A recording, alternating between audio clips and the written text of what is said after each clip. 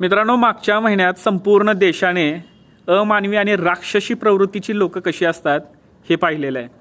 आता ती घटना कोलकात्याची असेल, बिहारची असेल, दिल्लीची असेल, मला सांगताना सुद्धा लाज वाटते. आता सध्याला ज्या छत्रपती शिवरायांनी स्त्री सन्मानाचे धडे संपूर्ण देशाला दिले, त्या छत्रपती शिवाजी महाराजांच्या महाराष्ट्रात 4 वर्षाच्या चिमुरडीवर बलात्कार व्हावा, यापेक्षा दुर्दैव काय असेल. आणि बलात्कार झाला 13 ऑगस्टला. एक आठवडाभर त्याची कुठेच कंप्लेंट फाईल झाली नाही आहे, केस तयार झाली नाही. कारण काय माहिती आहे का?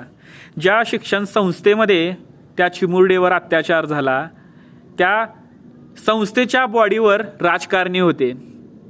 आता ते सर्व राजकारणी भाजप आणि शिंदे गटाशी निगडीत होते, त्यामुळे कंप्लेंट फाईल होऊ देत नव्हते संस्था चालक. आणि त्या संस्थेचं नाव आहे आदर्श विद्या प्रसारक मंडळ.